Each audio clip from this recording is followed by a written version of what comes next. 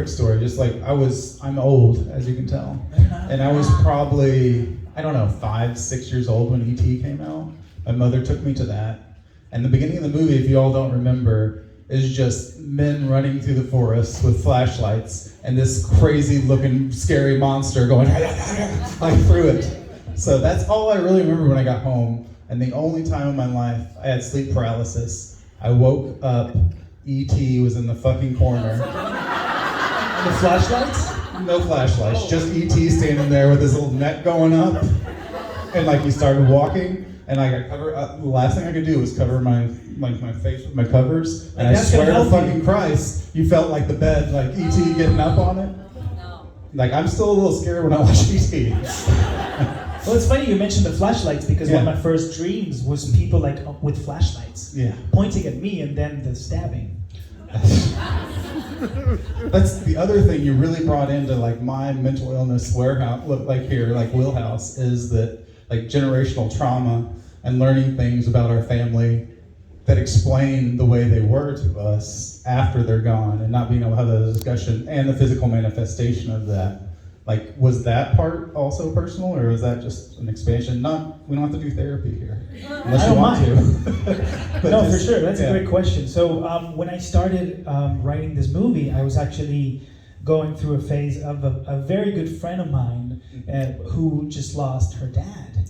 And I'm like, and she was living, of course, abroad, like us, you know, as immigrants, and you're like very far away from your family. And she was coming back to reunite with a lot of her family members. And I was just thinking about like siblings and how some of them, they lost their dreams and they just felt, you know, like they had to stay and take care of somebody. Yeah. And maybe, you know, we left, but we still feel, so there was a lot of that personal stuff going on as well. And at the same time, I feel like now that I rewatched the movie, and this is the world premiere, so for me, first time watching really awesome feedback, so thank you.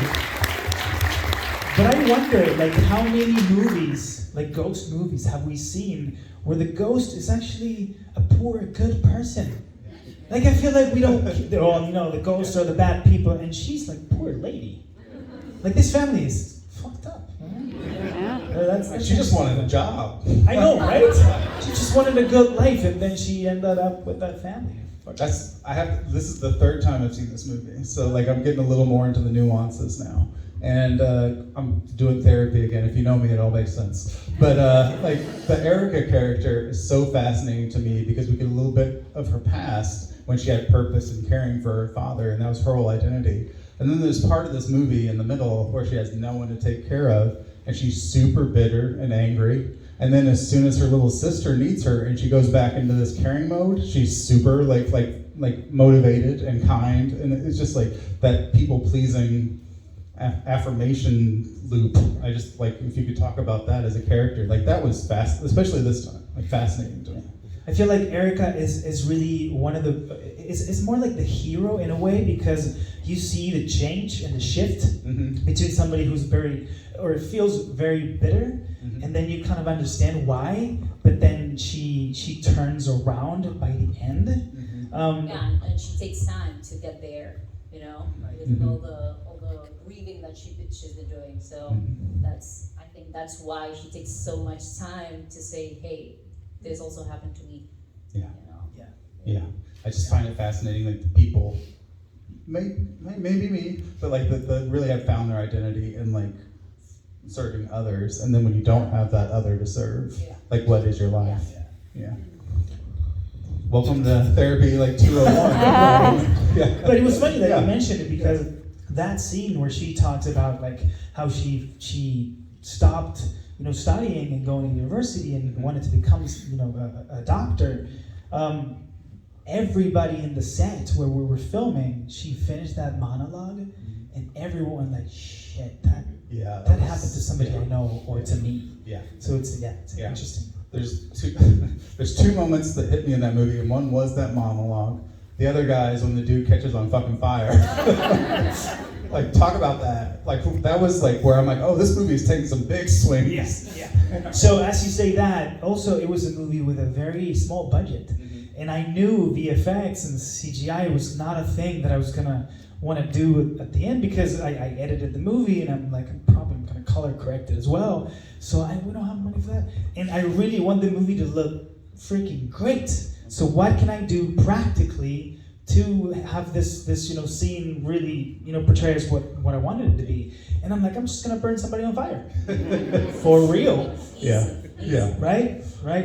And she's the best protagonist because everyone's just like, I don't know. She's like, dude, caught on fucking fire. Everyone's like, all right, yeah, okay. Question for you, like, what do you bring, or how do you bring such life to like a character who is one of the reasons for everyone's trauma? Like, you're kind of like, you're like an explanation character, but you have to bring like the soul and character to it. I think it was hard in a sense, but I also I've been producing the film, and the day that I shot my scenes, I said to Talo, like, I'm not the producer today. Like, I needed my time to separate producer from actor, because I think it was like a very deep character that I needed to portray, and also, as you said, it's like the reason that the whole other other things happen. So it was intense. We did some short films together, and I don't know why I ended up dying in that bathtub. There's something about the bathtub and her. Yeah, I don't know. Yeah. I don't want to see you all on Dateline. I really don't. But she was a great producer, by the way. I mean, like, she was an amazing great actress too, by the way. Yeah. I don't want to. It's like I said, it's the third time, so I could just sit here and dissect everything. But I wanted to like give the chance for the audience to ask any questions. So does anyone have any questions? Here's one right here. Hey, I just wanted fantastic. The interaction between the siblings I thought was so insanely good, and so much better than you see in lots of movies. It felt real and loving and caring. Did you draw on your own experiences with that, or did you just draw it out of whole cloth and come up with it? My sister is right there, sitting right there. She flew from LA. Is this guy a plant? We talked about this question beforehand. No, but for real, I feel like, yes, that's a great question, thank you. I really wanted to talk about family and a family drama and then bring up the horror. And I felt like if you start loving the characters because you feel, even if you didn't have siblings, I have actually one of the producers, Tom Bond, who was like, I want this guy to be my brother. Because he's so loving, and at the same time, he does nothing for the family. Like my friend Nacho, who is the actor from the movie, he's like, well, I think my character is shit because he says he's gonna do stuff and take care of everyone. He's like the male, whatever. And then he's just a coward. And then when you think about it, like the uncle is dead, and he's like, he's dead. But what happened in the 20 minutes where your sister needed you? So yeah. Just nah. Nope. Any other? There you go. Yeah. Not really a question, but just a comment. The Never Have I Ever Seen added so much heart and humor and really made you care about those characters even more. And just showed those familial bonds. I guess, what part of the process did that scene come into play? Was that early on, or was that something later on that you guys just kind of wrote? I feel like filmmakers, and probably like 99% of this theater is a filmmaker, maybe. We are kind of psychopaths in a way. So we write stuff where we feel like, this loving family, let's love them a little more now before everything goes to shit. Right? And it's like that kind of like, situation before the storm. What is it? What's the word in English? Oh. Yes, thank you, that. So yeah, it was a little bit like to love them and feel like part of the family. It's the bait and switch, is what that's called. Yes, Yeah. that's what it is. Any other questions? I gotta light my eyes. All right. Go.